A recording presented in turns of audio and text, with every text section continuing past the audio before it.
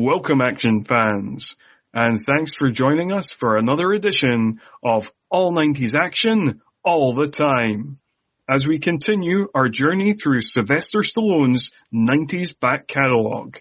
I'm your host, Scott Murphy, and on today's episode, we are looking at the comic book calamity that is Judge Dredd. As always, alongside me to dissect this particular outing is Bloodhound Picks co-host, screenwriter, and a man who would never betray the law. It's Mr. Craig Draheim. I knew you would say that. And I knew you would say that. So as always, before diving into this one, a little bit of background information for you. Judge Dredd debuted in US theaters on June 30th, 1995. It was directed by Danny Cannon, who would go on to direct I Still Know What You Did Last Summer, but has basically carved a niche for himself, mainly in TV. Post that, he did episodes of CSI. He was a producer and director on Gotham and Pennyworth, and done other TV stuff. The story was by Michael DeLuca, who is now the chairman of MGM and had previously written scripts for Freddy's Dead, not so good, but also In the Mouth of Madness, so pretty good.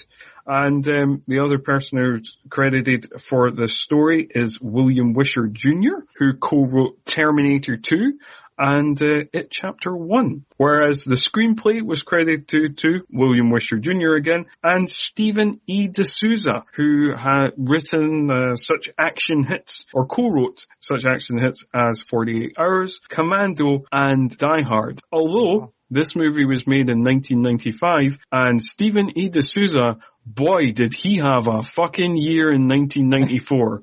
So he wrote Beverly Hills Cop 3, co-wrote The Flintstones, and wrote and directed the Street Fighter film. Whoosh. That was a 1994 to forget. Yeah. In terms of reviews, this movie is currently sitting at a 5.6 out of 10 on IMDb, 20% on Rotten Tomatoes based on 54 reviews.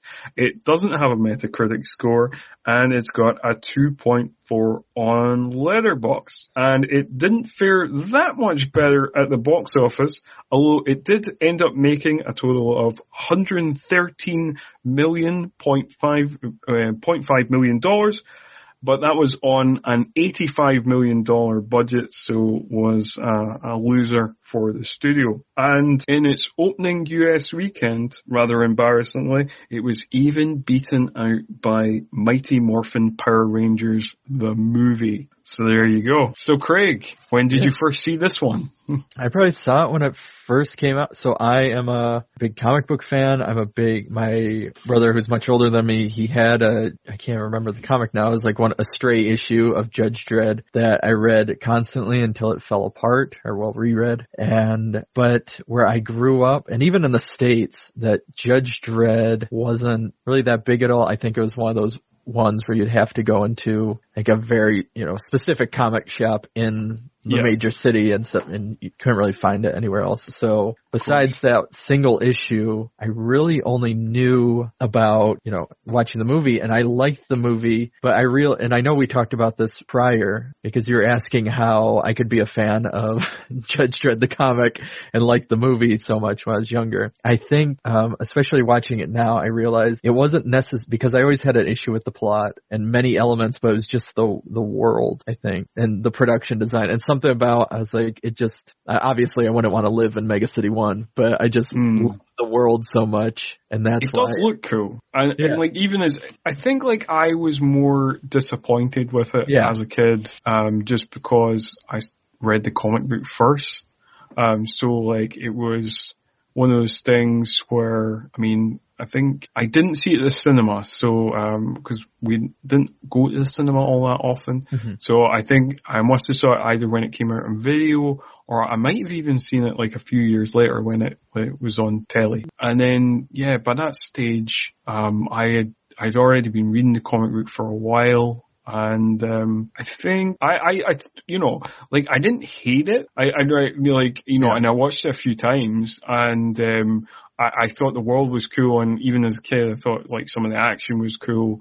Probably, you know, as a kid, thought some of the action was cooler than I necessarily do now. Yeah. So yeah, I like that element. I think like what disappointed me is because like I was like a big fan of Judge Dredd and I was a big fan of Stallone, so I thought this was going to be like, yeah. But then I suppose like having that background of reading the comics and like at one point I was like a subscriber to the Judge Dredd magazine, like, you know, get like monthly, you know, thing. And, I suppose like the characters just didn't make sense to me. Yeah. Like, of like the character that I'd read, and then it's like this character on screen, it was just like, it didn't feel the same. So it was like, cause I just remember it kind of being a little bit of a disappointment. You know, like, there were certain things in the 90s. I would rank it alongside it. I wouldn't put it quite as high up as episode 1, but I'd certainly say, like, you know, of things that kind of disappointed me in my childhood, there was like the Doctor Who TV movie in 96, which was a bit of a letdown. And this was a little bit of a letdown. 98 Godzilla, that was a letdown. Oh, yeah. And episode 1, they're amongst the kind of 90s letdowns from my childhood. Your Rosebud. That's what you'll have. That'll be your Rosebud as your a list of these movies. Things that let me down as a kid. Yeah. That I was really excited for. No, and I agree. And I think watching it for this, because I haven't seen it now in several years, or a while, but yeah, I haven't seen it since like my early 20s, or like maybe even my late teens or early 20s. So we're talking probably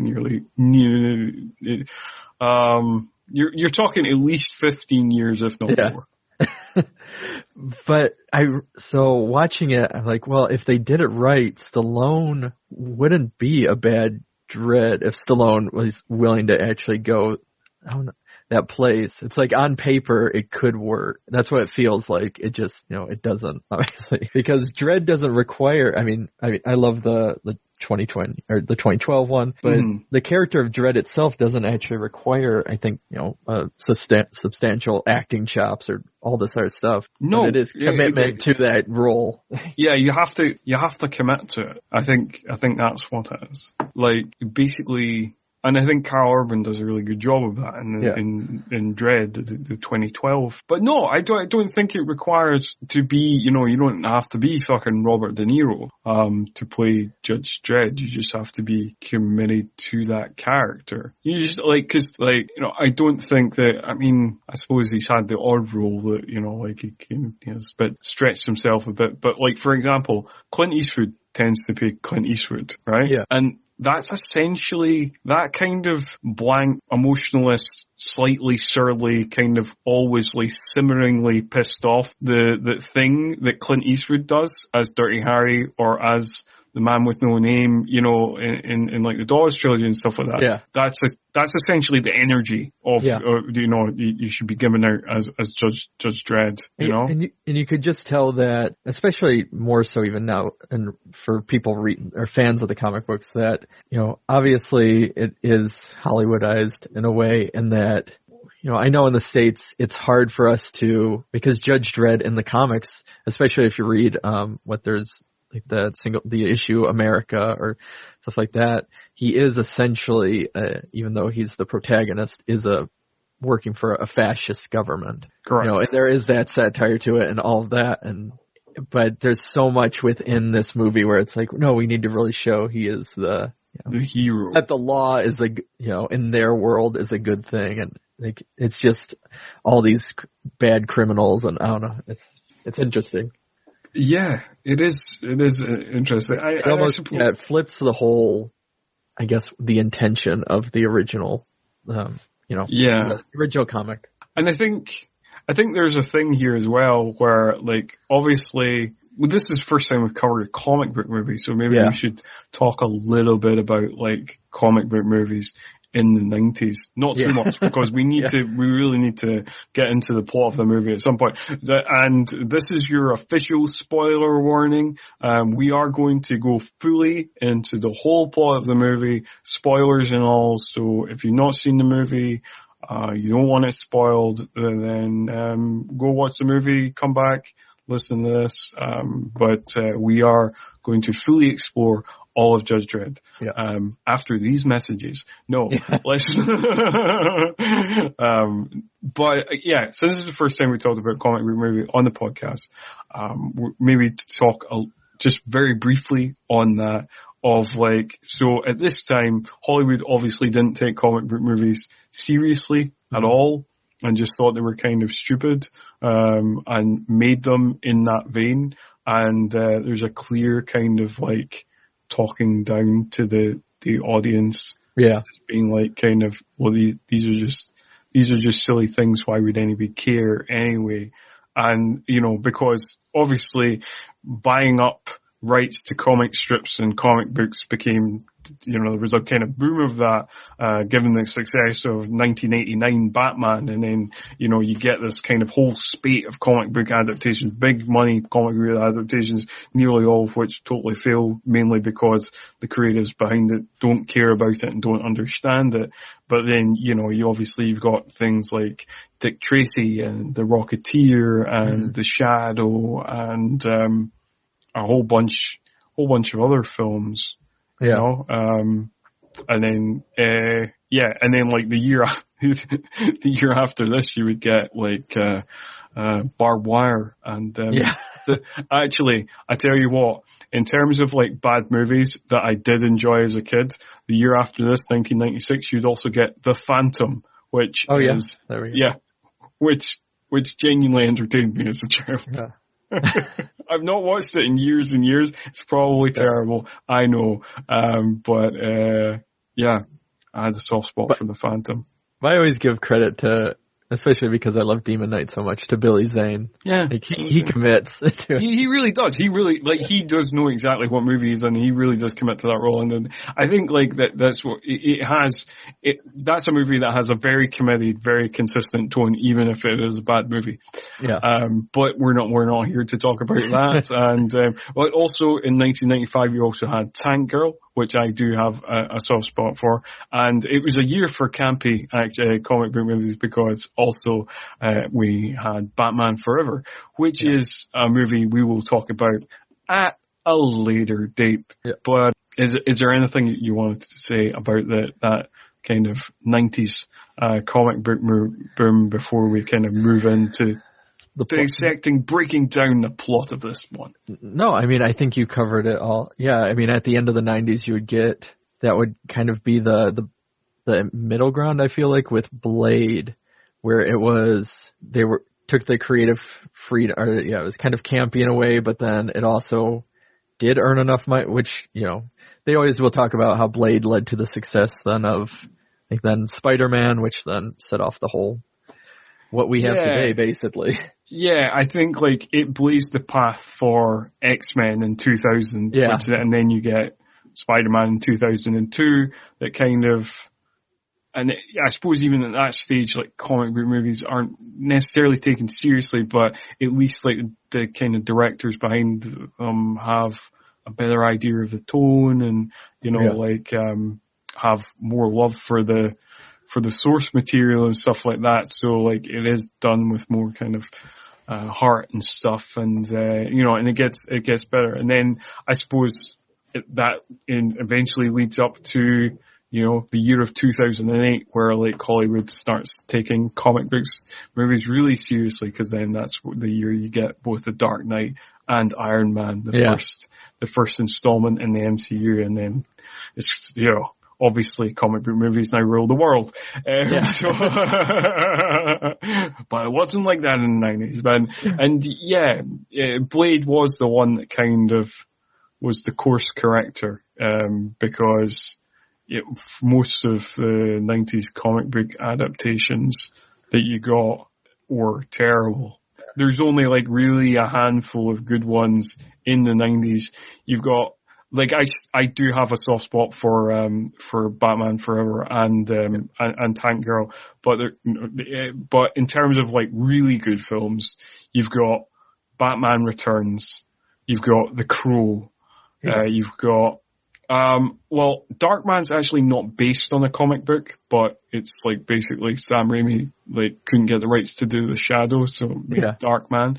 So I suppose we could throw that in there, and then you've got Blade, and then you've just got all the other ones. Yeah, like 1990s The Punisher. I think it was exactly 90.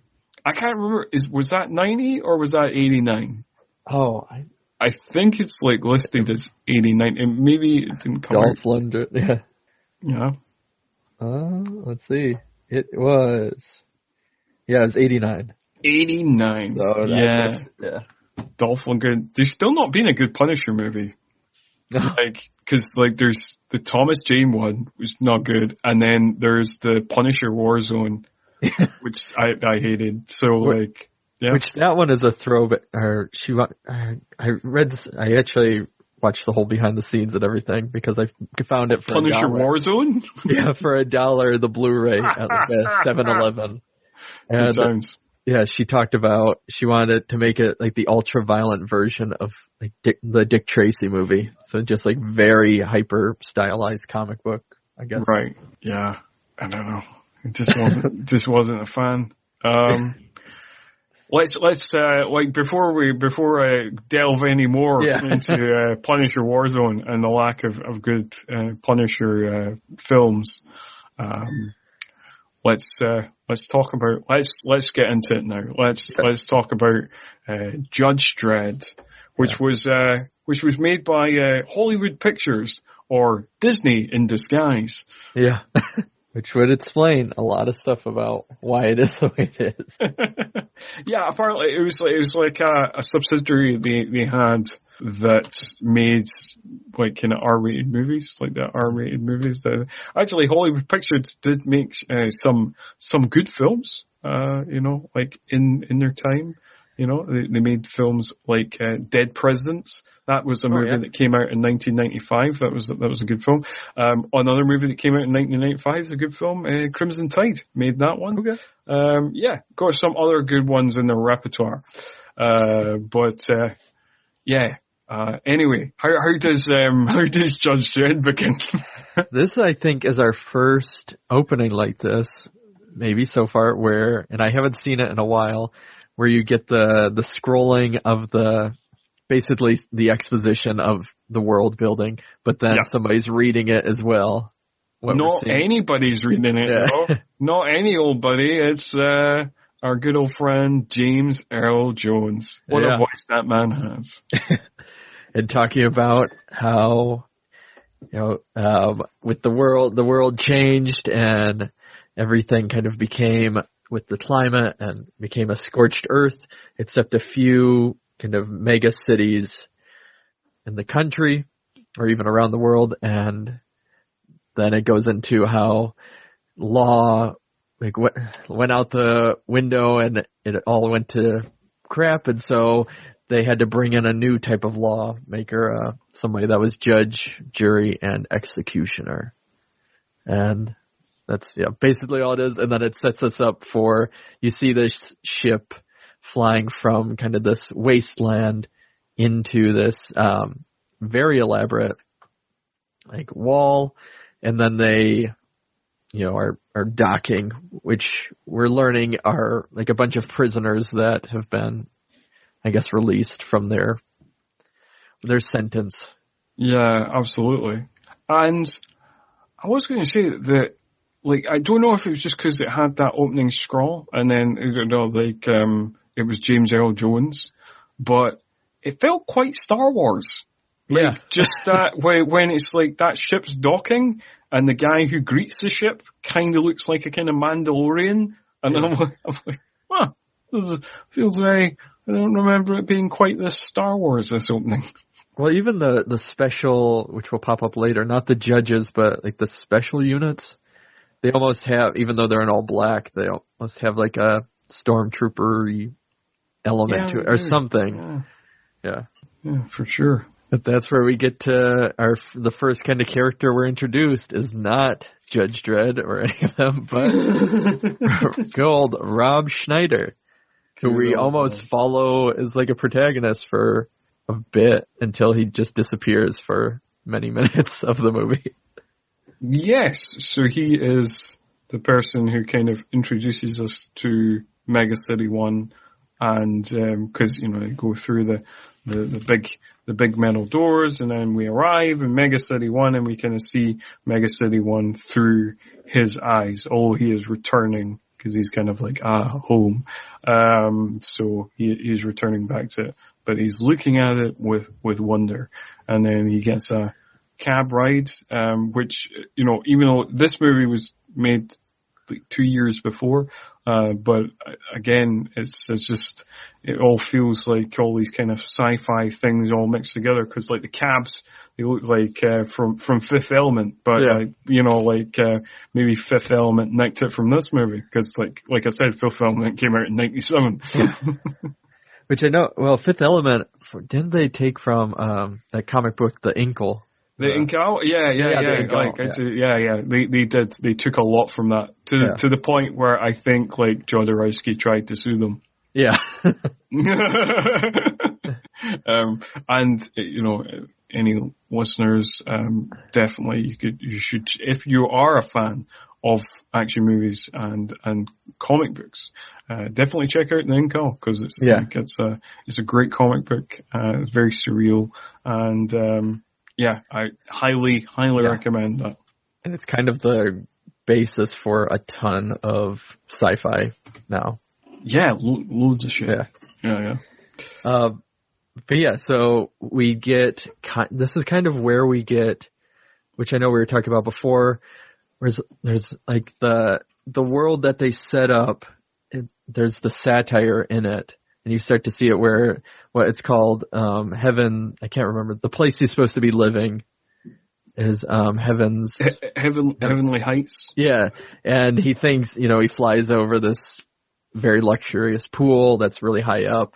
And he thinks that's it, but then it starts kind of dropping down, and, even the computer itself is saying, be careful, riots, and you have to be, just kind of warning, because they're going, and the lower you go, the worse the city gets, and the more slum-like and the more crime-ridden everything is. And there's all these moments until, obviously until Dredd shows up, that have these,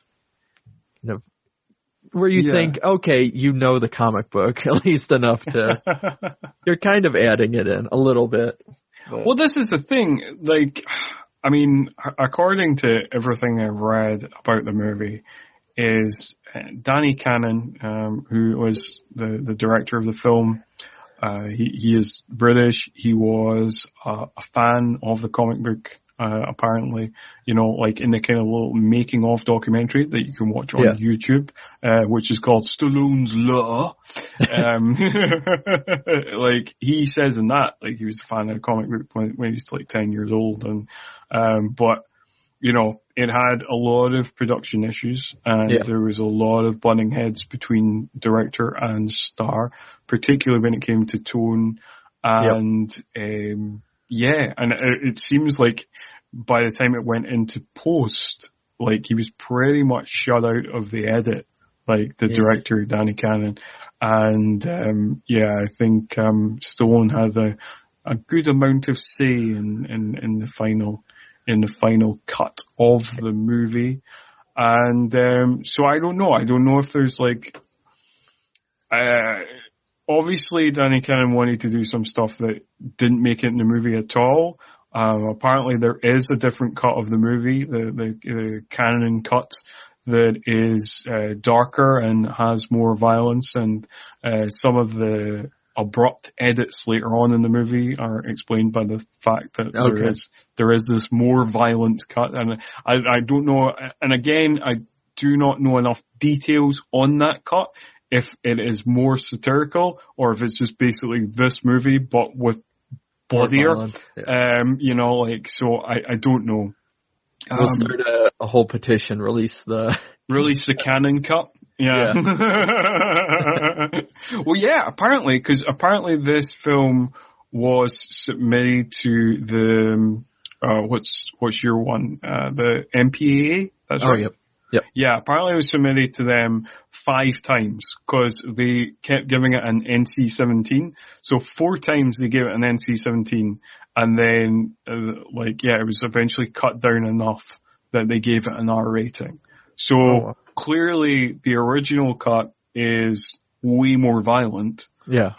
But yes, I don't know if the story makes more sense, or if it doesn't feel quite as jumbled, or it has that more satirical tone, but that's all I know. That obviously that cut's way more violent. Okay. And which would have been fun. But yeah, I mean, it's kind of night and day when he arrives. But I know first off, we get him or Rob Schneider, basically playing Fergie. Yeah, Fergie, and then seeing this riot and making the jokes and that, well, at least it's better than prison. And then going up to his new housing area, his apartment, but it is being occupied by a whole gang, which one of the leader of them is James Remar. Yep, there we go. Yep. Who played Ajax in the Warriors. Yeah. Amongst loads of other things, he always plays kind of either psychotic characters or slimy characters, or I don't know, some actors just have those faces, and you just see James Remar's face on screen, and you're just like, ugh, sleazy. He goes uncredited in this, he's not credited. Oh. Yeah, I wonder if he did it because it feels like more of a cameo thing than owed somebody a favor, or was doing somebody a favor. But yeah, so Fergie basically gets lassoed into this gang. Yeah, that are just firing on the crowd in the street, and they're having a turf war. A block war. Yeah, block war. And then, he obviously doesn't want to be there, and he keeps trying to get out of it, but they keep either grabbing him and pulling him back in, things like that. And then 2 judges arrive, a rookie and then Hershey, who played by Diane Lane. Yep. And they're taking cover because there's all this fire upon them. And then that's when they call for assistance. And then I laughed at this bit because I was just it's just such a random joke of just being George Hershey calls in for backup on the corner of Abbott and Costello. And I was like, okay. Yeah. See, and that's when it has that moment, and there's even a moment where you have the computer talking about the violence, and then there's the robot going by talking about, please eat recycled food, and things like that. So you can kind of see these little hints of satire. Yes, I did the robot says, please eat recycled food. It's good for the environment and it's okay for you. Yeah. You're like, oh, so it has this whole opening of, wow, there's something here. And even for today's I rented the Blu-ray, but I watched it and I was like, well, for 95, the production design and even some of the CGI stuff it looks pretty good. Well, yeah, it had a pretty big budget. Yeah. $85 million in 95. I mean, I was looking up kind of budgets of movies, of that time, and there's only a couple of movies in 95 that were made for more money. Yeah. So you had Die Hard with a Vengeance apparently had a budget of $90 million. Batman Forever had a budget of $100 million. And then Waterworld broke the world record with its $175 million budget, that year. So there's 3 other movies that year that had bigger budgets. So and apparently it took a year, to make Mega City 1 in, Shepperton Studios in England. Yeah. No, there's no talking down on that. The production designers, everybody, it's one of those movies that we've had in a lot of, or one of those conversations we've had with a lot of Stallone films of being this part is really good. Like whoever's doing the sound or the production or, the technical people. Yes. Like, so big shout out to but production designer Nigel Phelps, who did the production design on this movie, because he nails it. Yeah.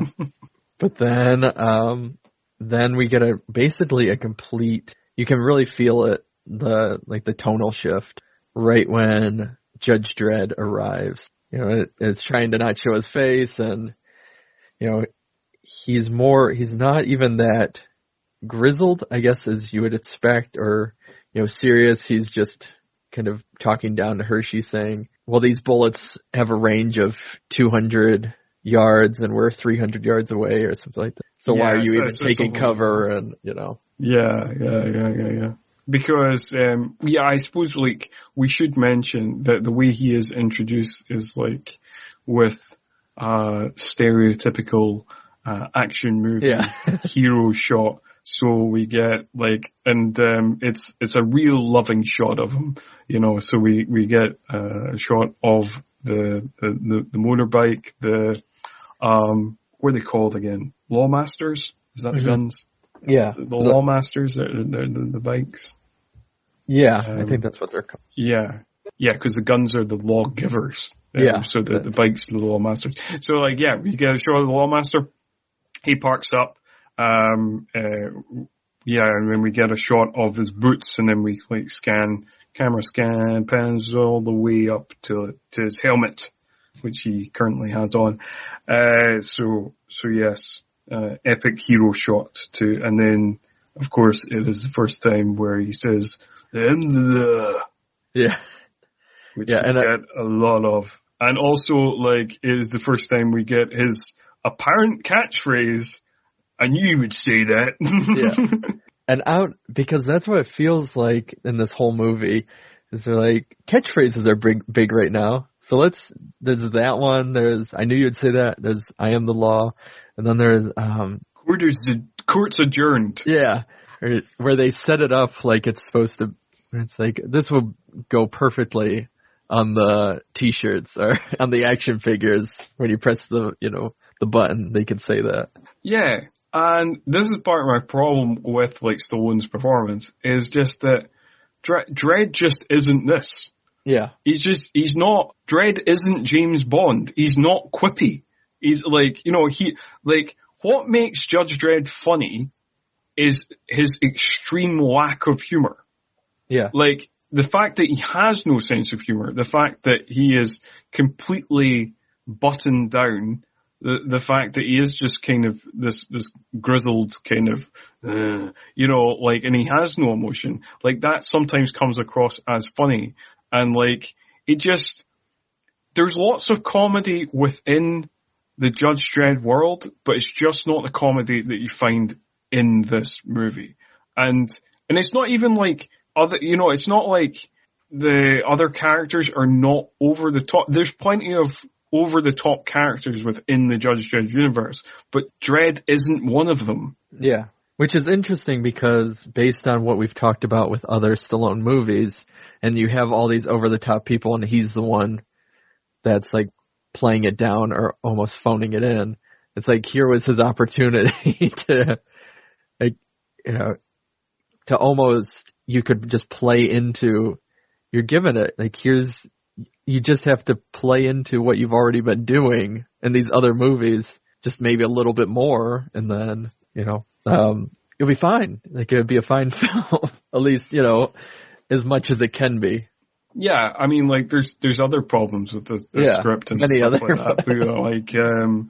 But yeah, at least Dredd would kind of make sense, if he kind of more, but yeah, he decides this is the movie he decides to ham it up, which just feels completely wrong for the guy. And usually, I'm quite entertained by, like, having my hero, hammy hero, hammy villain. It doesn't bother me, but, like, in this particular case, it just doesn't make sense to the character. And maybe that just does come from the perspective of being a fan of the comics and knowing that character.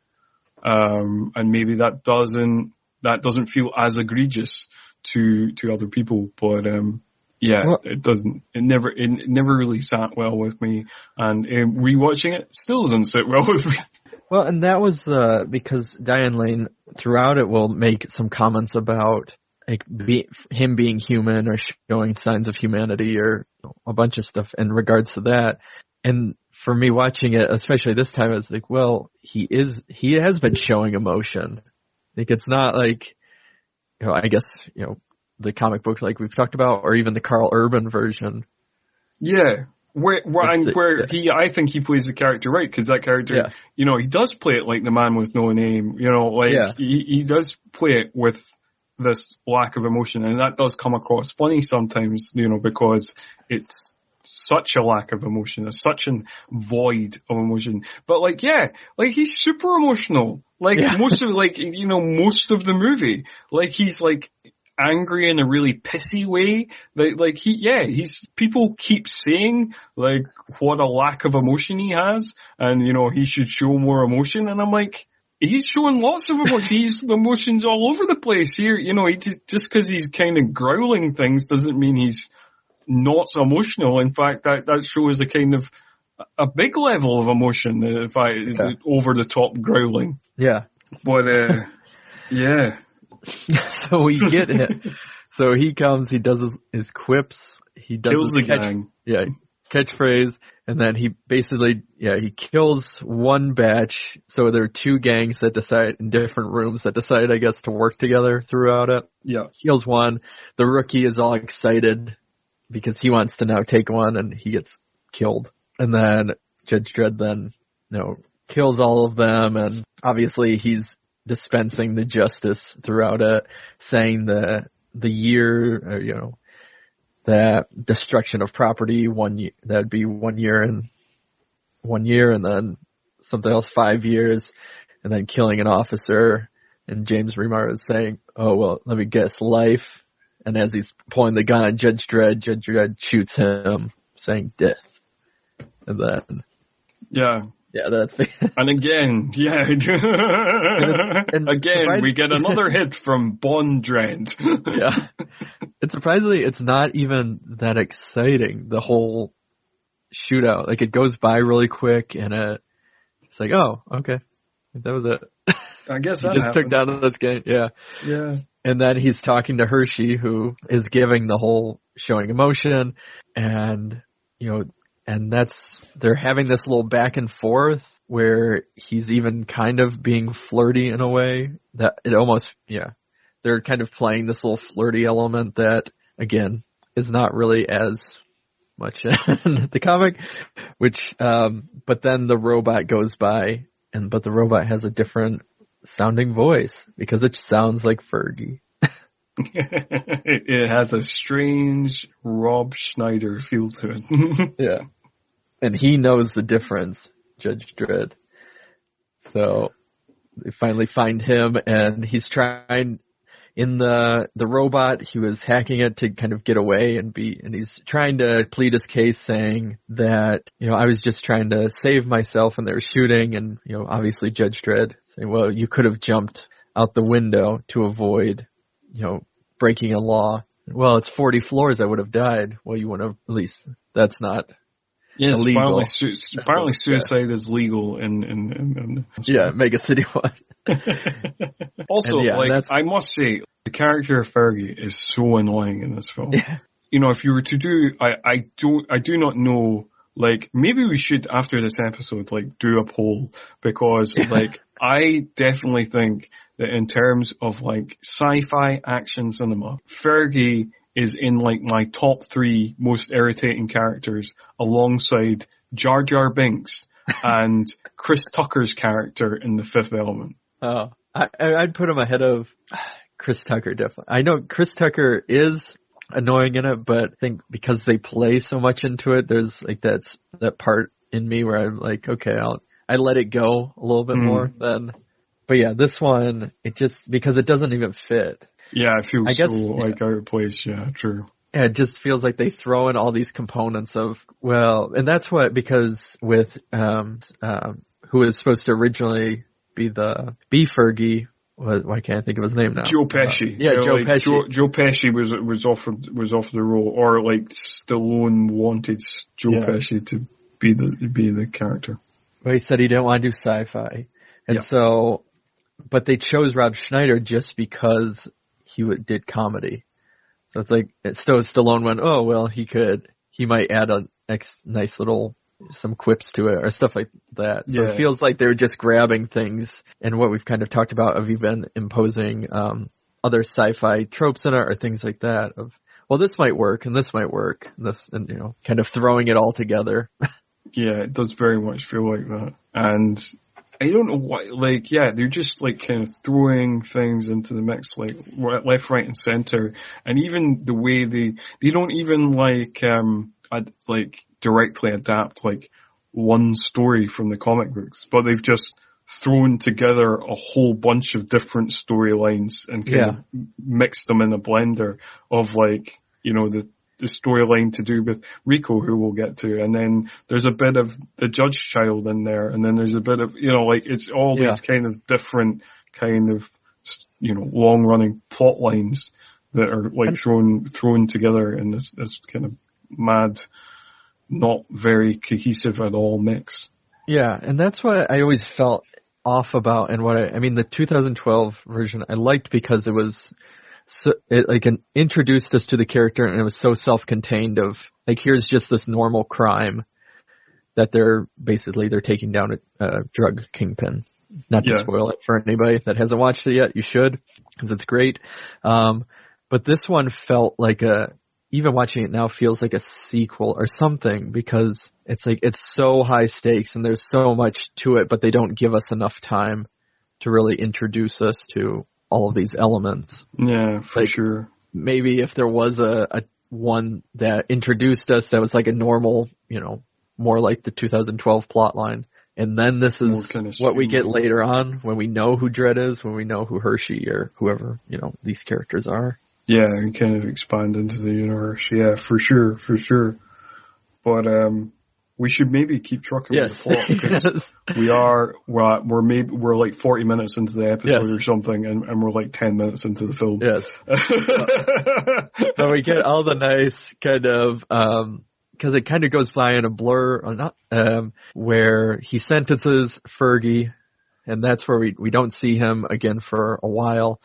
Yeah. And then we kind of just get just little bits of him there's the news broadcast, but there's several things kind of quickly going through at once, where we're getting the news broadcast of the riots, where the anchor is definitely very vocal about the issues he has, and especially with Judge Dredd. And then we kind of get them in the changing room, and there's more back and forth, and also Judge Dredd has to kind of work with Balthazar Getty or all of these other kind of young kids to teach them that are cadets, but judges start out as children. Yeah, which is, again, like, kind of feeds in a little bit to the satire of, like, you know, the kind of done up kind of Nazi youth style, you know, kind of feeds in a little bit. But again, it doesn't really do anything with it. Unlike RoboCop, which was, you know, interestingly heavily inspired by Judge Dredd itself, and meant that they didn't want to do Judge Dredd for years afterwards because they thought the properties would turn out looking too similar. But you know, it really should have that kind of tone. And it seems like at the time, like, just Hollywood was very bad at that tone outside of movies directed by Paul Verhoeven. Like, he was basically the director. He was your go-to director if you wanted a kind of action satire that, like, mixed these elements and got that tone correct. Because, otherwise Hollywood always seemed to be like, no, it has to exist in this box. It's either the serious, violent, dark action sci-fi, or it's, you know, light comedic, you know, buddy cop, you know, whatever. So it's either one thing or the other. It can't be this, like, mixture of, like, ultra violent but also like funny, and it just, and again, it's just that thing of, like, there's plenty comedy in Judge Dredd, the comics, but just not the comedy that this film wants to press on us. Yeah. But no, That's kind of, I know, an issue we've talked about throughout about tone, throughout the whole, both seasons so far. But yeah, I know. So for it just, all of these scenes leading up until, and it feels like forever until we actually get moving along and get to Rico and to get everything. Yeah, but it does. Like it we're does getting feel like these little, It does feel tiny, like a little while, because everything feels very separate. So like there's these kind of things kind of setting up the plot of like you have like a little scene of Judge Griffin, who's played by Jurgen Prochnow, kind of petitioning the council for like more executions and stuff like that. And you're kind of like, he might seem like a bad egg. Like he might be one of the villains of the movie. Guess what? And then and we get like the introduction of Rico. I do like, obviously one of the big controversial moments in the movie happens early on. I took a note of this because I wanted to know precisely when this happened. So like Dredd takes his helmet off. Yes. And that's one of the big sticking points for like all Judge Dredd fans. Like Stallone spends most of the movie with the helmet off, and to be fair, like Disney's paying him a lot of money, and obviously thought it's much more marketable to have his face on display. But it takes him, so Judge Dredd is introduced at the 8-minute mark, and I timed it. He takes his helmet off at 16 minutes and 30 seconds. So just over 8 minutes he has his helmet on before he takes it off. And then he doesn't have it on again until the very end. As he's driving away and the credits are rolling. Dear. But then anyway, we cut to the Aspen Penal Colony, where we are introduced to Rico, and suddenly we're watching Demolition Man. Yeah, with Armand Assante, who either knows exactly the type of movie he's in, or is just somebody's having fun with it, and it's he is having a lot of fun with it. Yeah, and I mean it has some of those fun elements where the guy's bringing him the package from their mysterious benefactor. He says, "Oh, what is it?" He goes, "The meaning of life." Oh, yeah, whatever. What is the meaning of life? It ends. It turns into a gun, and he shoots him, and it's like, and he very specifically shoots him through the throat because there's these guns pointed at him, like these machine gun turrets kind of pointed at him, but they're like voice controlled, so he shoots them through the throat so the warden can't do the kind of voice control, and then the warden gets all shot up by the... Basically like in RoboCop where the guy gets all shut up by It's like lifting a lot of things. Like we should have mentioned as well, like when we get the first shot of Mega City 1, it's like it's kind of it's lifting heavily from Blade Runner. So we're getting some heavy lifts from Blade Runner. We're getting some heavy lifts from RoboCop, and we're definitely getting. We will talk more about all the lifts from Demolition Man as well, because like the plot is weirdly similar in a lot of different ways.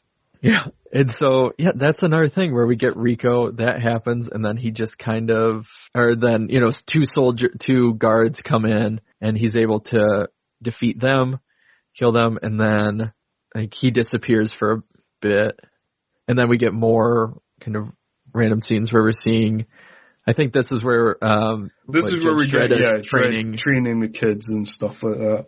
And he's even making jokes, and he's like he's very kind of nice teachery to these kids. Again, like goes against not only the source material character, which again whatever, but also the character that in the dialogue we are made to believe he's supposed to be. Yeah, because like he is quite friendly with the kids and stuff like that, but then like the way Hershey reacts to his little speech, his little kind of motivational speech or whatever, that goes into a bit dark territory. She's like kind of mortified as if he's just been like scolding these kids and like really pushing them beyond their limits or it's just.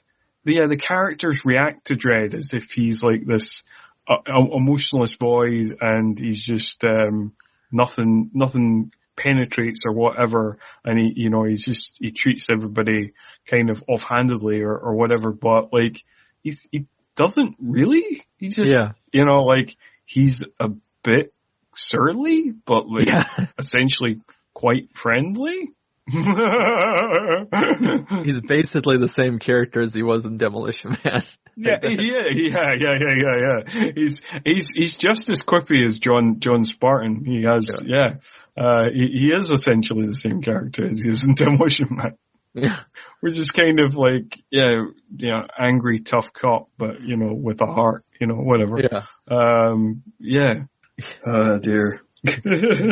And so through all these random scenes, we get Rico finds himself back into the city, and he goes to pick up a case that's been left for him at this pawn shop, and and not only does he get the case, but he also has there's this giant antique robot that was from the wars, that apparently you can have the robot as a collector, but it has to be not usable, despite the fact that it can be reprogrammed literally by just plugging in a wire. So whoever did that didn't plan that out well, of kind of deactivating this war machine. Yeah.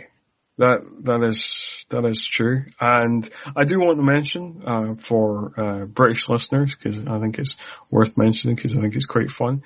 The shop, the kind of pawn shop that he goes into, the owner of that shop, the character of Geiger, is played by Ian Dury, and Ian Dury, as British listeners may know, was the lead singer of a British post-punk band called Ian Dury and the Blockheads, who had hits with things like Hit Me With Your Rhythm Stick, Reasons to Be Cheerful Part 3, and Sex and Drugs and Rock and Roll, all of which are quality singles, and he made some damn fine music. And the scene, I like the scene a little bit, and he's even giving little jokes, and again, you just get another kind of where Rico quickly says something and then shoots up, where he says you shouldn't grab that gun, they'll take your arm off. And so he grabs the gun and goes, oh, well, I guess I must be a cop, or I must be a judge. And that's it. Yeah.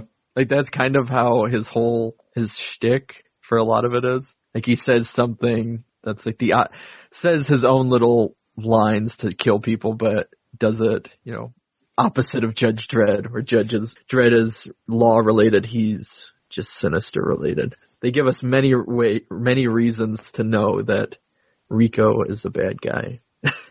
That is true. And, but yeah, I mean, like, the film's very, very deliberately doing that, kind of like, there is like mirror images of each other, which might come into the plot later. We're gonna keep showing their very bright blue eyes. There's many shots of that. Indeed. They both have very bright blue eyes. Could there be a connection there? But yeah, so he like reactivates the ABC warrior, which is a character in the comics, ABC warrior, the characters in the comics, Hammerstein. Mm-hmm. And then that's when he has this is basically when the satire of the movie kind of ends. Yeah. Of like, we've had like these little bits of satire, and there's this whole kind of subplot of this reporter, Vartus Hammond, who is like this investigative reporter, very down on the whole judge system, kind of wants to take the system down, it seems, and it seems like he's maybe going to be an important character a la Edgar Friendly in Demolition Man. However, no, that does not happen. He is immediately assassinated. And by somebody dressed in Dredd's gear. And the person busts in, shoots it up, and a camera catches it all. And then Judge Dredd is going on Hershey is handling just a traffic violation, which Dredd helps out about, where this kind of jerk guy is, wanting to deal with, or he's driving his fancy car and he's bumping all these other cars, and so he's being rude to Hershey, but then when he sees Dredd, which it doesn't make sense fully, because there's parts where it's like everybody in the city knows Dredd specifically, but then there's parts where it seems like they don't. I don't know. Or it's just because of the name Dredd itself. Sounds terrifying. But yeah, I think so. And like, yeah, I mean, this scene kind of doesn't make sense as well, because like even ignoring the comics, right? Yeah. You've kind of set up this world where, it is this kind of fascistic regime. So everybody's under this kind of boot of oppression of the judge system. Yeah. Then everybody knows that it is this kind of super severe law and order system. So it kind of doesn't make sense that this asshole yuppie guy, who, apart from being an asshole yuppie guy, apparently does have quite good taste in music, because with his companion in the car, they're listening to Supercharger Heaven by White Zombie. So fair play to him on that regard. But anyway, he tries to bribe Hershey, which it doesn't feel like it makes sense within the universe that's been set up, of just being like, oh, it's this harsh disciplinarian society. So, but like, why would he think he would get away with that? Yeah, no, I agree, because it just doesn't. It just feels like they added it in for a point, for like to either show more connection between Hershey and Dredd. Like that's the only purpose of it, and to show how Dredd is coming in and kind of helping her and saving the day when, I mean, she doesn't even really necessarily need his help at all. She was handling the situation, All he did was almost make things he just escalated by blowing up the car. And then we get like another one-liner. I can't remember specifically what he says now, actually. We get another one-liner about enjoy driving or something. But it's there so that the other police that aren't judges, that either are or something, they're dressed up differently. They're not street judges, I guess. They're a different type of, the stormtroopers, as we'll call them. So they can come up and say that Judge Dredd is under arrest. And he's pretty kind of calm about it. And then we go into, we don't go right into the trial, because isn't that where we get Rico meeting Griffin? Or did that happen? No, Rico hasn't met Griffin. No, we've not made that connection yet. No. Okay. That doesn't happen for a little, no, I don't think Rico and Griffin meet up at this point. We get a little scene where Chief Fargo, played by Max von Sydow. Yes. He has a little man-to-man with Dredd when he's in the holding cell, before we then go into the trial. Yeah, and he's saying, I just wanted to look into your eyes to see if you're telling the truth. And obviously Judge Dredd would never break the law, so he knows he's not lying to him. Or at least he thinks he isn't. Yeah, although he then, I suppose there is DNA evidence, so he believes it.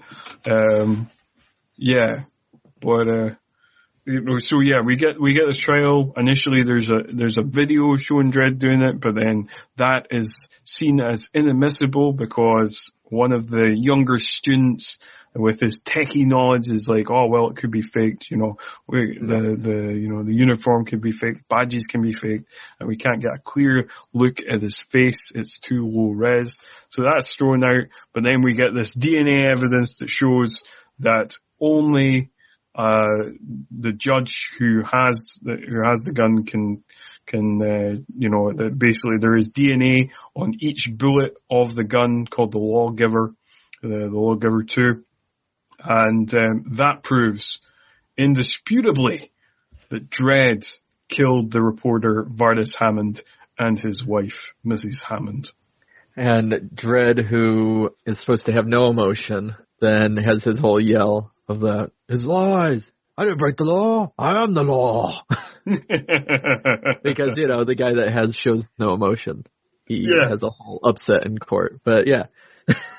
And this is also kind of when we get the first talk of the Janus Project, and we don't at this point. We're like, oh well, that's going to come up in the plot later, but like, what's the Janus Project? And we like basically yes. At this point, it's not fully been revealed that Griffin, Jürgen Prochnow character, is one of the villains of the movie, but it's been kind of like, yeah, he's definitely one of the villains of the movie. It's he's introduced as like, we should definitely execute more people, and then he's like, Judge Fargo, like maybe, like giving him kind of dodgy advice. So like, we're like, yes, okay, definitely villain. They do not pepper it or anything. They make it very it's not like clear. A grand reveal or anything of like, oh, that guy? Fucking hell. Oh, I didn't see that coming. And so he is also convincing the chief judge to say, well, what you could do is you take the long walk. And by doing that, you would almost save Dredd from execution, because you think of Dredd like a son. All that. And the long walk is, judges that reach a certain age, or once you reach a certain age as a judge and you're retiring, you get basically cast out into the scorched earth, or the cursed earth. Yeah, cursed earth. Yeah. So it's because Dredd mentioned this earlier on in the movie that's how judges retire. That like you get old. If you get old, if you're not killed on duty, then you retire by wandering out into the cursed earth, which is just like the rest of the kind of earth outside the mega cities are just kind of like these, just desert wastelands, basically. Yeah. And it's basically like a Mad Max thing for anybody that.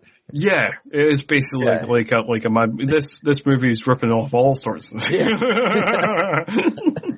And, their whole goal is, well, what they're told is to go bring law to the lawless lands and stuff like that.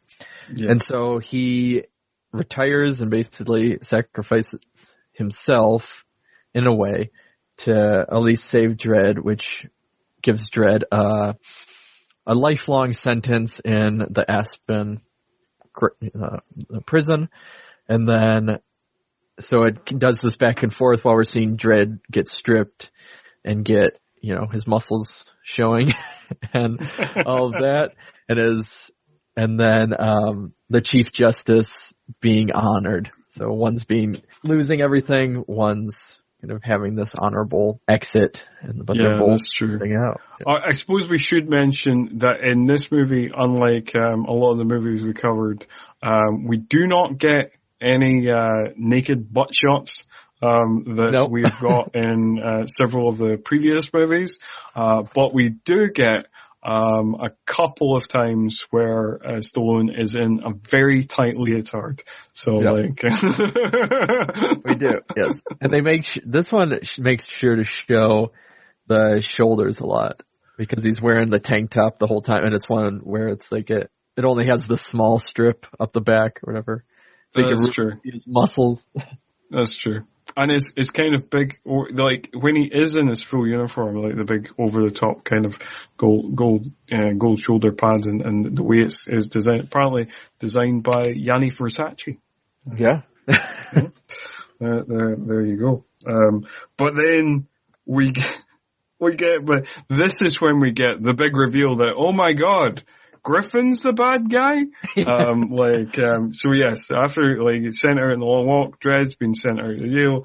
Griffin he's now Chief Justice. Although in the comics they're just called Chief Judge. I don't know why they changed. I don't know why they both changed that. It seems like the weirdest thing. But anyway, he becomes Chief Justice, and then it is revealed that he is the guy who's been orchestrating things all along.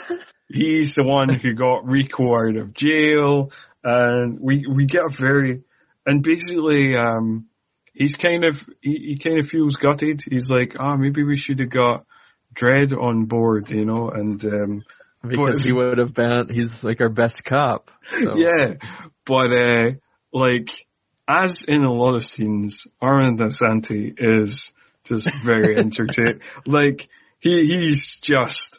he's not chewing the scenery. He's got the knife and fork out, and he is just devouring the scenery. Like, there's some great lines in this one, this one particular scene.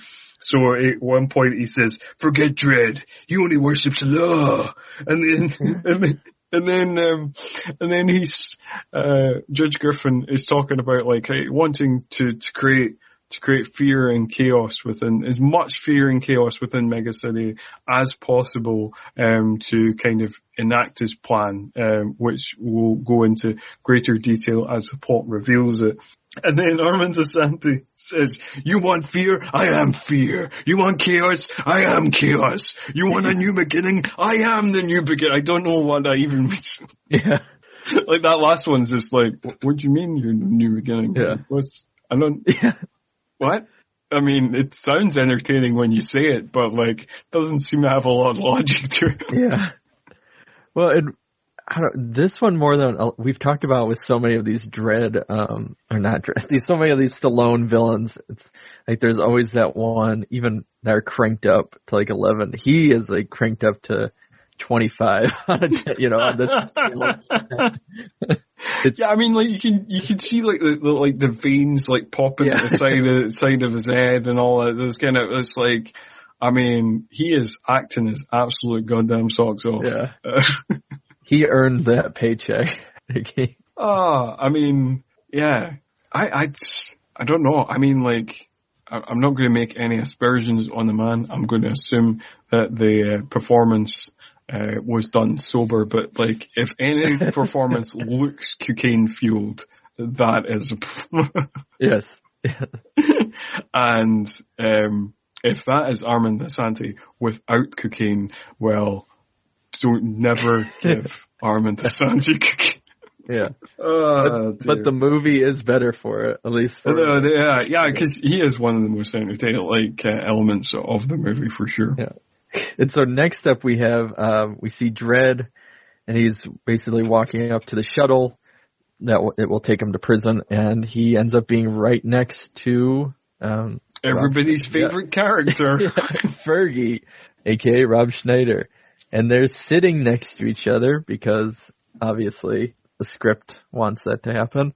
And Rob Schneider, makes a comment about it, and knowing who he is, and then another prisoner right behind them gets wind, and that prisoner isn't too happy because Dredd must have locked him up too. Yeah, and then that causes great mayhem. Although then we are introduced to the Angel Gang, who plan to shoot down the prison transport shuttle. Yes, and they're just your standard wasteland gang, where it's clear that they're hillbillies, and they have all of the tropes that come with any sort of wasteland gang in any kind of Mad Max-y movie. They're deformed and stuff like that.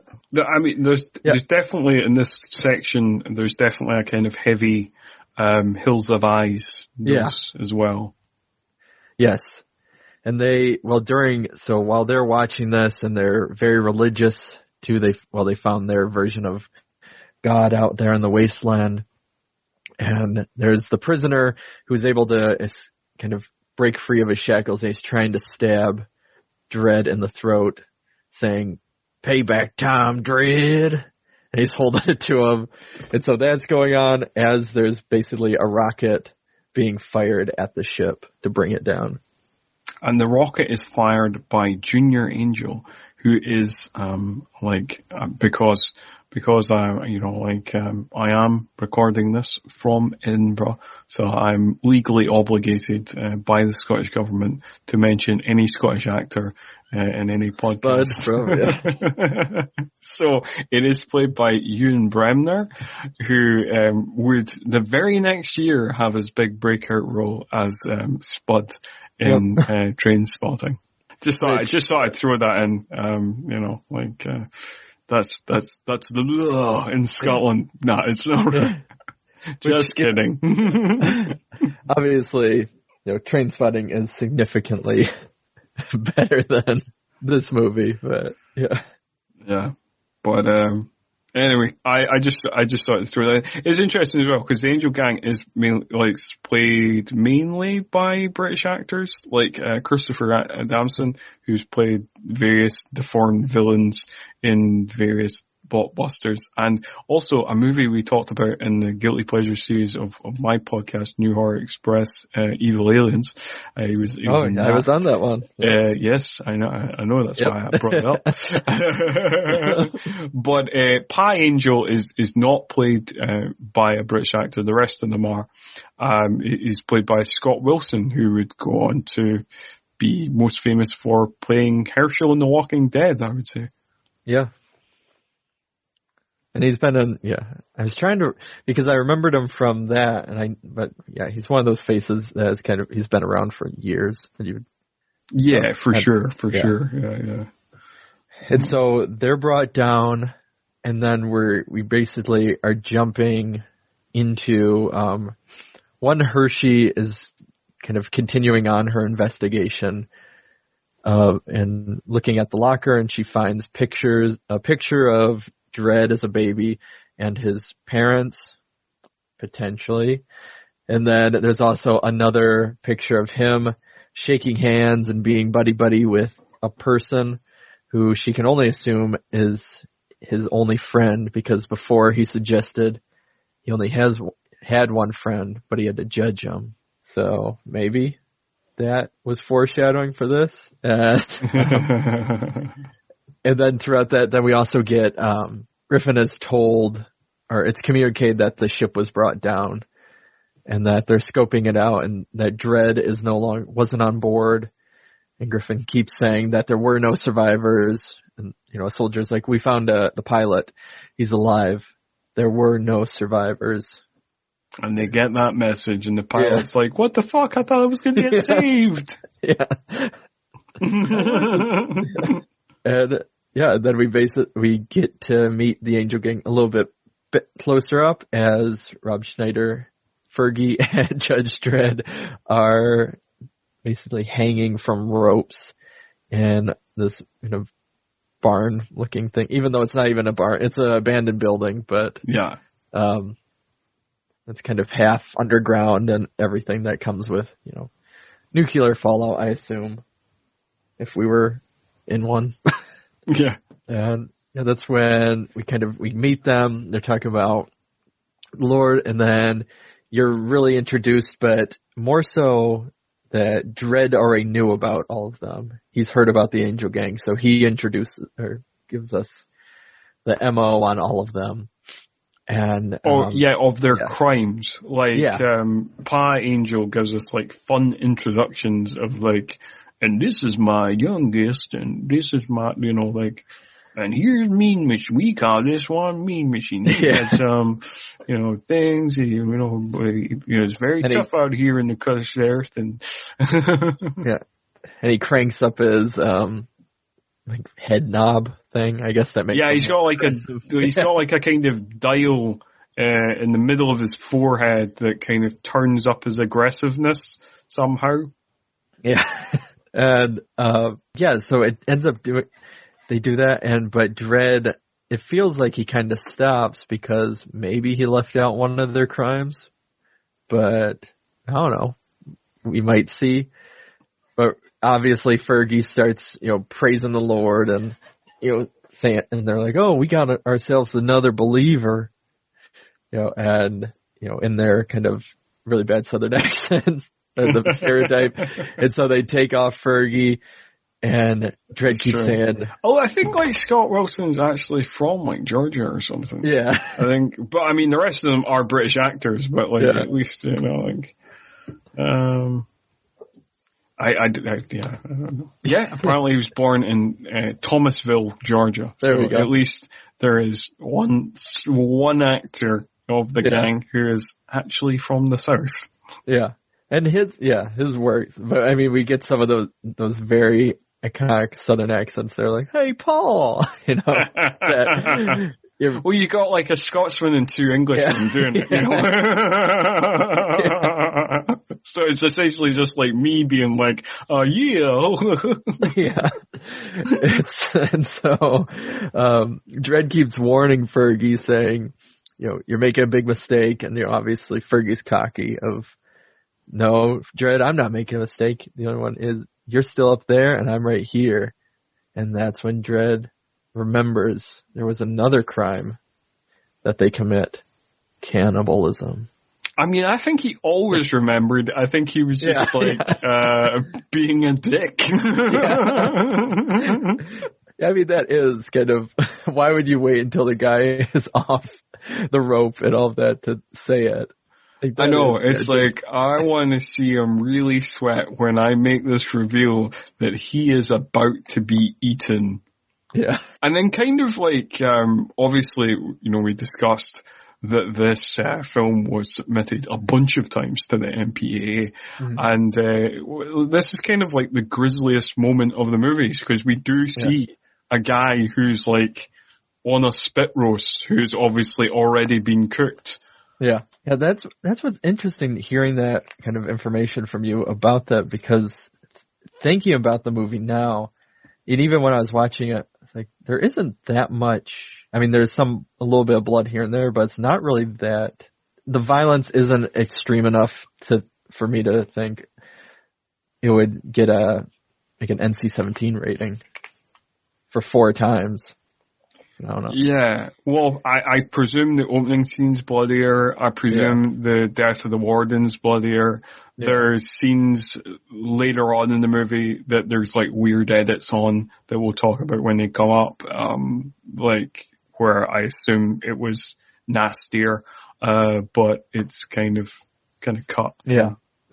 So then Dredd is able to get off of his hook or whatever, and he beats up the guys and he kills them all, and he turns down the dial on the one, and you think, okay, well they're practically all done, but no, then the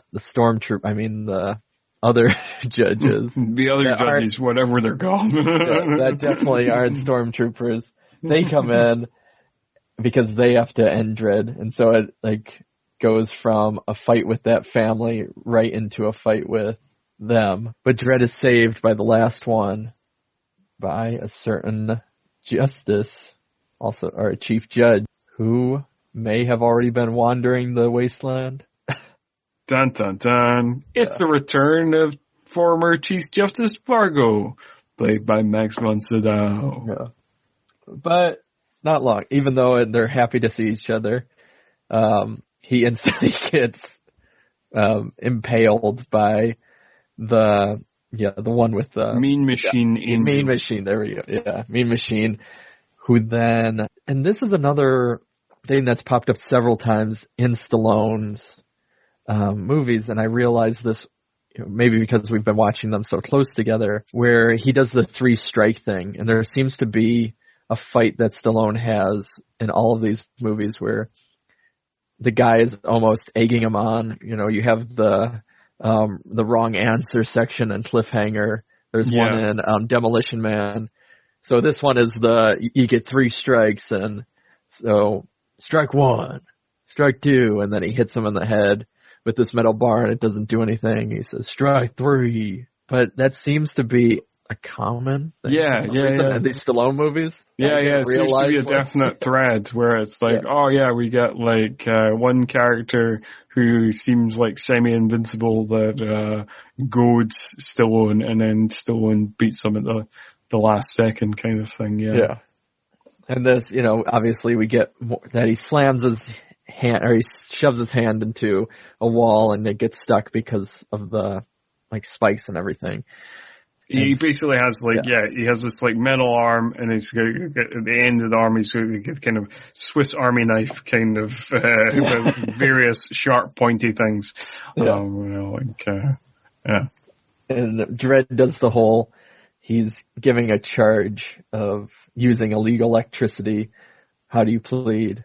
And the guy kind of yells. He says, I knew you'd say that, and he electrocutes him. And because we need more of the I knew you'd say that. Yeah, I knew you'd say that. They're like that classic Judge Dredd catchphrase. Yeah. But then basically everybody kind of finds out Dredd's origins, or kind of time, at the same time. Hershey's investigation kind of shows that the picture with the parents is a fake, and like he's actually, when you take the parents out of the image, like the image, the only true parts of the image are the baby in the image, and then it's just like this laboratory, and then we get this kind of big exposition dump from former Chief Justice Fargo as he's dying, and he takes a while to die. Like he looks like when he's impaled initially that he is dead.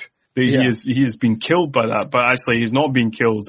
He has enough time to give like a kind of 10-minute monologue of being like, here are your origins, and like you were born in a lab, and Rico is your brother because he is made from the same DNA, which is actually my DNA. So I am technically your father. We're having a Star Wars moment. I mean, they had enough time to like make a fire. They put a blanket over him. So this wasn't like, he's been dying for some time now.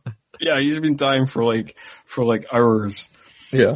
And then, but again, like Dredd's no emotion Dredd, like when he dies, he's all like, no. And then, and then we get him kind of like staring brutally at this Lady Law statue, and it, again, just feels full of brimming with emotion. Yeah. Yeah. And they talk about law in such a way that they're kind of, again, it's the opposite, I guess, of how the law works in the comic itself, where in this one they're talking about how the law is so just, and basically, I don't know, they talk about with more like sentiment. It's very sentimental kind of, lofty talk of the law, and how generally good it is. But apart from when it kind of, we've overextended ourselves a bit sometimes, but essentially it's, at its heart, it's real decent. Yeah. and this is where the attack on the judges start beginning. Yes. We also get the introduction of Joan Chen's character, Ilsa, or Dr. Hayden, which I don't know, like it seems weird to introduce a character like this an hour into the film. It feels like she should have been introduced maybe earlier, but it's like, we've got this female Dr. Frankenstein character. Sure, okay. Yeah. She doesn't like Rico. They kind of have back and forth, but yeah, that's what she calls him, a petulant child. Yeah, but yet there's probably some sexual tension. They make it clear, but no, I'd agree completely. Watching it, it's like this is somebody that it seems like they would have even brought her on when we first meet Rico. Like she's the one that was collecting or something. It feels like she was just thrown in last minute, and then they kind of have this connection with each other that, then goes rapid speed, because they really only have two scenes together before it's like, so now they're like, now they're like a couple. Sure. Okay. Yeah. It's just, I don't know. It's just kind of weird. It is, yeah, it's kind of weird. But then, we basically get like a montage of like all the judges being attacked. We get a big explosion at a bank. We get the changing room, the precinct exploding. We get the ABC warrior killing a bunch of folk. Hershey's bike blows up, and there's all these attacks on the judges, and then this is when Griffin makes his big move to have to have the Janus Project for, which has been making clones. It made the clones. It made Judge Dredd and Rico, as we discovered, to have that reinstated. But those other judges still don't want it, and it doesn't work for them, so they get offed. Yeah, right. Like, those are chief judges, I guess. Yeah, the chief, the other chief judges, the other council, yeah, the other members of the council, who are like, it's played weird in the movie. It's like Judge Griffin's like, oh, we should definitely unlock the files on the Janus Project, and they're like, yeah, sure, maybe we should do that. And then immediately 2 seconds after, they're like, no, we definitely shouldn't do that. We immediately regret our decision. It's like, this feels kind of okay. It feels like it's just added lines almost. I don't know.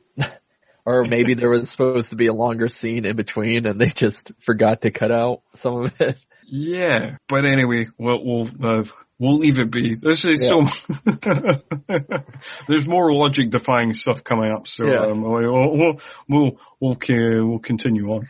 So Dredd and Fergie find out that Dredd knows that there's a way back into Mega City if they are to run through this tunnel that shoots out fire every 30 seconds.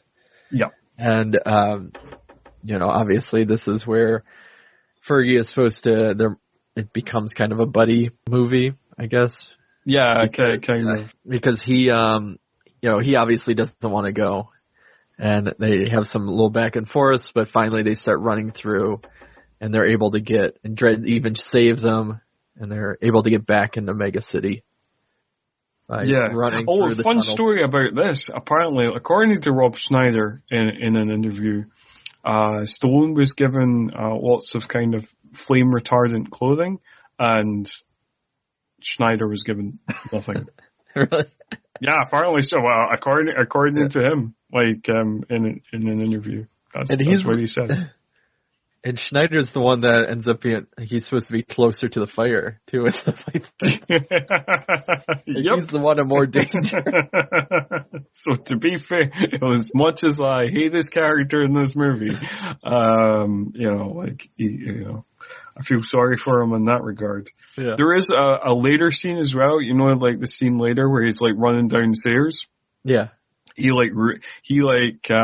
see it in the making of, the little making of video, the documentary that you can see on YouTube, that was made at the time. He falls and like face plants, and like really quite badly injures his ankle, running down those stairs. Like the first take they did it, he like just tripped, and like it's you should watch it. It's like, I will.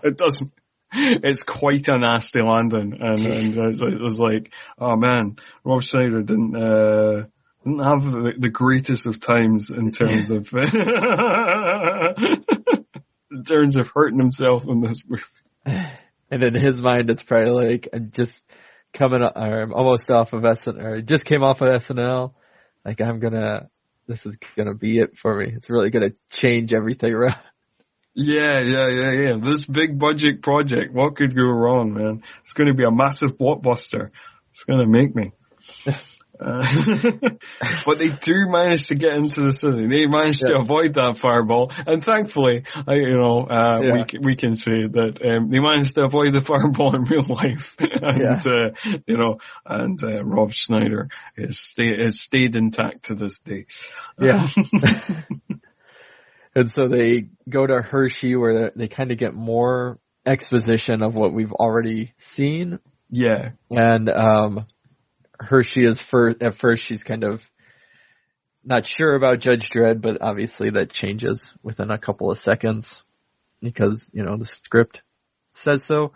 And then, they talk about kind of what is the plan is going to be to break in and kind of bring justice to these wrongdoers, and then during that time, Rob Schneider or Fergie is also he's working on some device because he's a hacker and he's trying to reroute. So, like, before we get to like Hershey's apartment, like that is where we get like because they first go into the halls of justice and stuff. Oh, yep. And they're like, and then he like Dredd nicks a uniform from a guy, and then there's like this kind of weird homophobic moment where it's kind of it's made to look like Stallone's going to basically rape the guy, and like this is, and Fergie's like, oh, there's no time for this, and it's like he just looks at him as if being like, were you mental? I'm obviously not going to rape this guy. And it's just a really weird off moment.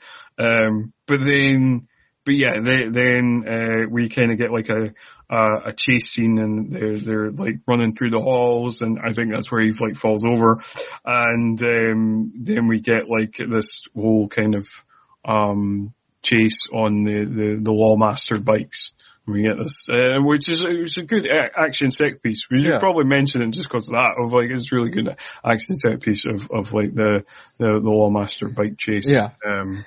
Before we land at Hershey's apartment. No, that one it works really well. And and there's kind of you get this Lawmaster that has been malfunctioning. It's seen malfunctioning early on. It's like a test one for the cadets, and then.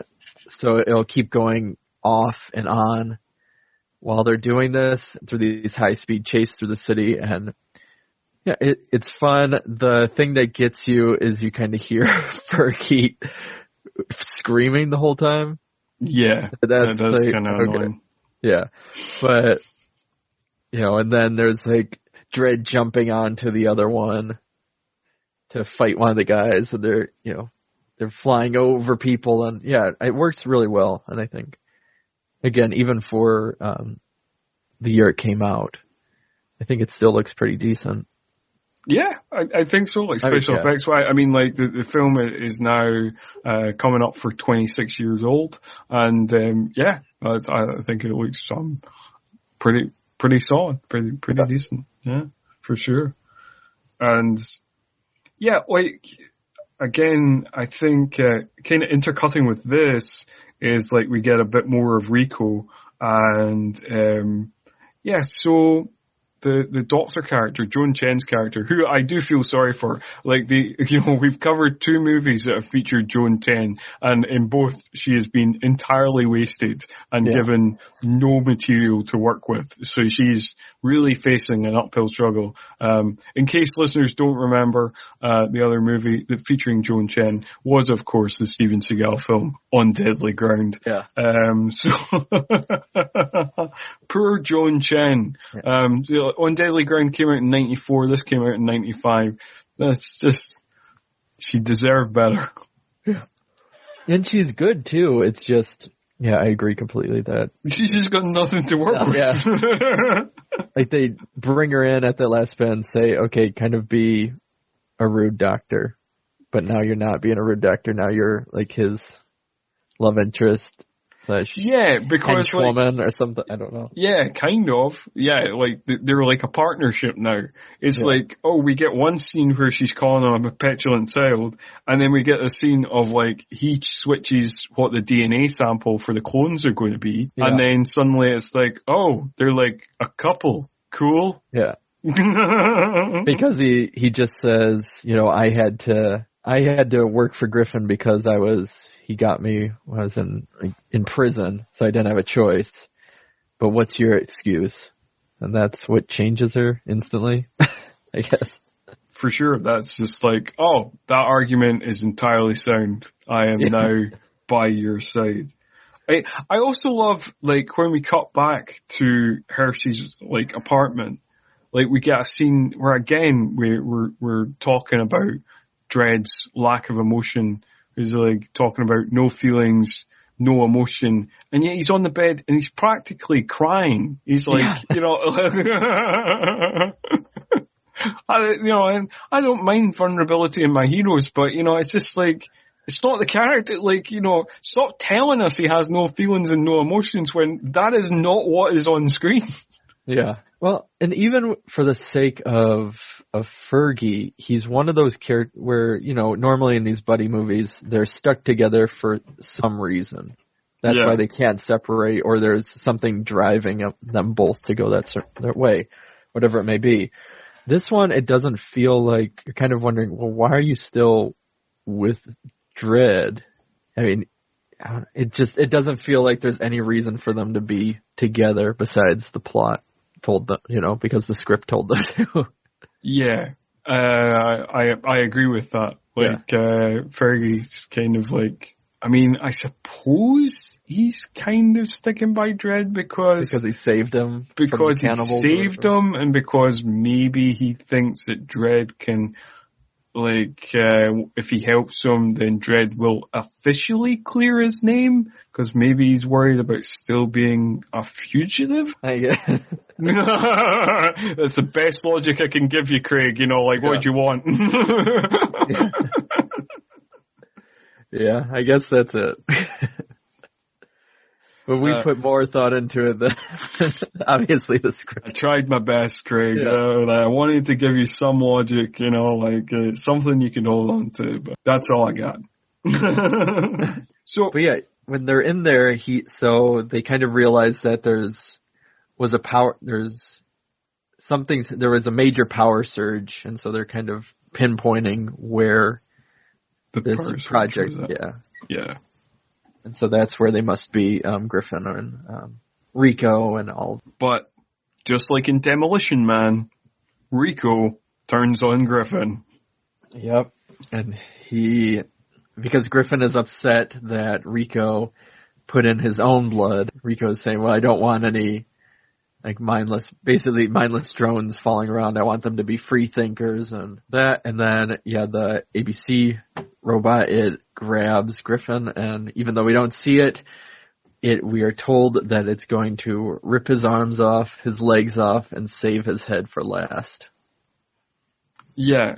So when he does rip his arms off, the camera, pans down and we just see a little bit of a kind of pool of blood on the floor.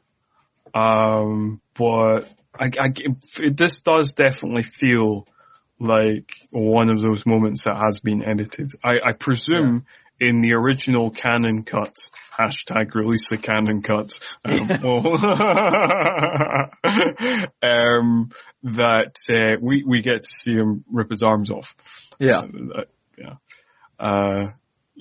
And there's a few other moments kind of in the scene. I do know that this kind of finale was kind of edited down quite heavily. Yeah. Cause there was apparently sequences where you just see Dredd shooting up the clones and all that kind of stuff. So it does seem like and when you watch it, it does feel quite jumpy. It just kind of, it feels oddly edited. It feels kind of like there is stuff missing. What's... Yeah, because there's a whole section where Rico tells the computer he wants the clones to be hatched now. It says, they're only at 60%. It says, well, I need backup, hatch them now, basically overriding it. But then they don't even really... You'd see maybe an arm pop up from one of them or one of them lift up, but that's it. It's not like they officially hatched to really provide backup assistance. So it just seemed... I don't know. And it ends up being pointless, basically. It does end up being pointless, but apparently, Dredd did have a kind of battle with them, when in the original cut, there is more of an interaction there, and it's kind of not explained. Basically, I suppose we should mention Fergie gets shot by the ABC warrior, and then Hershey is briefly kind of captured by it. And, but then, Fergie manages to hack the ABC warrior, and then there's this kind of big fight between Rico and Dredd, and then there's this big fight between Hershey and, Ilsa. Which Hershey is a highly trained cop, judge, and, Ilsa apparently just a scientist, just a kind of wacky Dr. Frankenstein style scientist. Who can hold up her own. But apparently he's also got some martial arts skills. Which kind of just feels like Hollywood racism. Well, this Asian woman, I'm sure she knows martial arts. It's not the first time that it's popped up on this podcast so far. No. We have an Asian character, so. Oh God, I know. You have to have martial arts. That is the problem of running a 90s action podcast. It's like we shall encounter more Hollywood racism as going forward. I am sure we've already encountered some. It's just something we have to recognize and deal with it. As much as we love a lot of these movies, so they have some problematic elements, a bunch of them. Very much. But I mean, the sort kind of alright fights. The fight between her and Hersey is almost better than the fight between Rico and Dredd, I think. It feels quite impactful, particularly when Diane Lane just headbutts her. Yeah, and then because she calls her bitch, and she's like, "That's Judge bitch." Just headbutts her. It's amazing. Yeah. So apparently, again, in the kind of making of video, that was a stunt double for Joan Chen, but that was actual Diane Lane. Diane Lane wanted to do her own stunts. So that's actual Diane Lane delivering that headbutt. So good on her. Yeah. No, and it does work. That's what, I don't know, the fact that you're talking more and more about how much was cut from it, it just, especially watching it now after all these years, it is very underwhelming, just in general. The whole thing, the whole fight just kind of feels like it goes by in a blur. It's true. Yeah. And it just, from a kind of watching point of view, it kind of doesn't feel like it makes sense either. Yeah. When the lab suddenly starts exploding, you're not quite sure how that happened. There wasn't like a bomb that went off necessarily. It just seems to start falling apart of its own accord. And you're I suppose there was some shooting and stuff. I feel like there's stuff missing, which there actually is. Yeah. No, that makes more sense. And the fight and the whole setup, this is where the Demolition Man section, I mean, it's basically ripped right from the final fight of Demolition Man, minus, the freezing liquid. Yeah, but we do get this, final fight inside the head of the Statue of Liberty, which is, it's a fun image, This is pretty cool. As we've mentioned, there is all these kind of different moments that are just kind of ripped from, Demolition Man, in terms of, Judge Griffin's motivation is very similar to Nigel Hawthorne's character, and Demolition Man in terms of, rebuilding society in his own image, the betrayal of the villain by the other villain, the other psychopath that he set free, the way he's kind of set free in this, and having this kind of tense conversation with the warden character, that feels very similar. The end feels very similar. There's all sorts of kind of parallels to Demolition Man. Even down to one of the weirdest parallels is the voice of the computer in Demolition Man, of kind of central computer in Demolition Man, and the voice of the Hall of Justice central computer in this movie.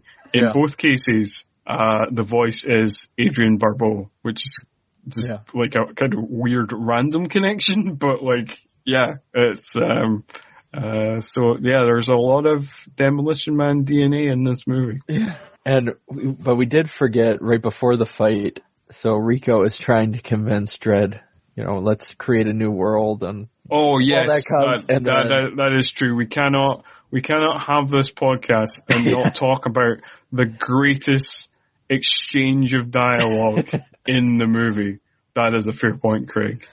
Yeah. Where, Dredd obviously mentions it being against the law, and, they don't follow the law, and Rico's upset because, Dredd's been following this and it's just a puppet. So he does, and it's the biggest part of the whole movie where he goes, law! And then he's making fun of, or, criticizing Dredd for his blind faith in the law. It's amazing. It's amazing.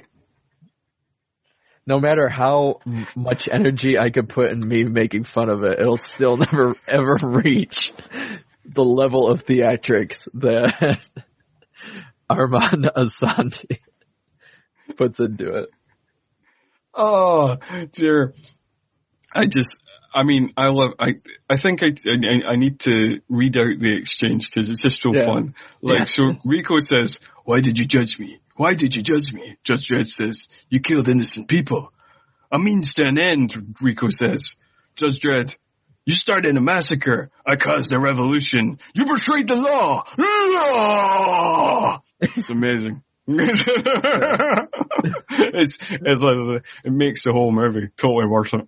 Yeah. He discusses how their I'm your friend. I was your blood. We're family. We're the only, family that we have. Yeah. But so kind of jumping around, their fight seemed weird because it shows Stallone. I know this happens a lot in action movies where you have like the hero who's really ripped, and then he's fighting the final guy, and it's just kind of, you're like, wait, well, they're not evenly matched. But that's one where you can definitely see it, where, it shows Stallone in his tank top and all of his muscle, and then Rico Assante is like, man, he's a kind of much smaller guy than Stallone. Like, looking at them, like, yeah, right, yeah. And he's just holding his own against them. Yeah. And kind of winning the fight for a good portion of it. Yeah. Until he's not, and we get another one of Judge Dredd's famous catchphrases. Court's adjourned, and he is thrown off the Statue of Liberty and has a very Alan Rickman in Die Hard style death. Yeah. Whereas that's which were very, very popular in the 90s, of people falling off things in slow motion. And then Hershey saves Dredd for, was it the third? The third time. That's the third time. That's an ongoing joke, I guess, she has with him about all the time she's helped him out and saved him. Yeah. Because after being headbutted, Ilsa comes back and tries to shoot Dredd, but is shot through the back by Hershey, and that is the third time that she has helped Dredd out. So owing her favors, and I mean that pretty much wraps it up. It feels very abruptly that it's just kind of again we get a little exposition dump of kind of like, oh yeah, everything was broadcast, so everybody knows you're innocent. It's all good now. The end. Yeah. They say, "Do you want to be the new chief judge or justice?" And he goes, "No, I'm a street judge." And he just puts on his uniform to go out, but then Hershey kisses him because. Because they've been love interests the whole time, because that's been super well built up. And Fergie gives commentary the whole time while he's on a stretcher of like, "Oh, I taught him everything he knows. Oh, I'm a better kisser than that." It's dumb, but which, I mean, you could say that about the whole performance and that whole character and its terrible inclusion in this film. And that's pretty much it. But we do get that one last time where he says, "Oh, I knew you'd say that," his other big catchphrase that we've been really selling in the movie. Yeah. And then he drives off, and the crowd of people are all cheering, and punching the air and you know, yeah. like, and then he looks over like if he was on a horse. That's basically how it makes it show. Yeah, he kind of rides off into the sunset, and then and then he kind of gives a dramatic stare, and kind of the camera pans out, and then we cut to credits. Oh, I should mention it, like, you know, while this is happening, this kind of like riding off into the sunset, we get that the theme from the movie, and the movie does have a fun score by Alan Silvestri, who is probably best known for his scores for the likes of Back to the Future and the Avengers, a whole bunch of other stuff. So that's good. And the end credits ends with the Dredd song by The Cure, famous British goth band. Actually, it must be mentioned that, like a lot of 90s movies, the soundtrack for this is just great. You know, like, there might be a lot wrong with this movie, but the soundtrack is not one of them. You know, it's got The Cure, it's got, you know, like White Zombie, it's got the British dance group, Left Field. It's got a whole bunch of great stuff, you know. That's a great thing about 90s movies. All of them had great soundtracks. It's not kind of as popular now to do that, I don't think. Like, you know, the official soundtrack, you know, motion picture soundtrack is like, Well, well, that's a whole nother conversation. I read because it's so expensive now to, I guess, get the rights for songs. That's why they avoid it. Like they, you know, where they used to have the whole, beautiful soundtracks. And I forgot about The Cure being one of them. So as the credits were rolling, I was, you know, sitting up from my seat and going to grab something. I'm like, wait a minute. That's The Cure. What are they doing on here? Yeah. Apparently the end song was originally going to be done by the Manic Street Preachers. Okay. But their original singer, went missing, and was never seen again, presumed dead, unfortunately, but, and then that kind of derailed that for them, and, you know, like, they obviously, like, regrouped and, you know, made a whole lot more music, afterwards, but, and then, The Cure, swooped in and, did that song, Dredd song, it was pretty good song. No, I mean, The Cure are a great band, so I'm like, and that really is it. That is pretty much all we've got to say on Judge Dredd. Unless you have anything else to add, Craig. No, I think I added it all in the beginning. I think, that was the issue and we kind of had the same issue with Demolition Man. I mean, which is better, but that there's so much to talk about in the beginning because there's so much world building, and then after that, everything kind of becomes this like, rapid pace, quick blur of like. The kids just kind of throws out everything. Like, Demolition Man at least retains some of that identity throughout the movie, whereas this movie is just throws everything out. And it's just like, and then there's going to be this subplot, and then like we're going to introduce the Angel Gang because like they're famous from the comics, but then we're going to kill them off in 5 minutes, and then clones, and like more Rico stuff, and it's a lot. But that is just our thoughts on Judge Dredd. Please be sure to give us your thoughts, and please be sure to rate, review, and subscribe to us on Spotify, Apple Podcasts. Listen to us wherever you get podcasts. And but that's all for this time. That's all from me, Scott, and all from Craig. Yep. And court's adjourned. Court's adjourned. And it just leaves me to say we will see you next time when the two of us will be talking about another film from 1995. It is Sylvester Stallone and Antonio Banderas in Assassins. But until then, see ya!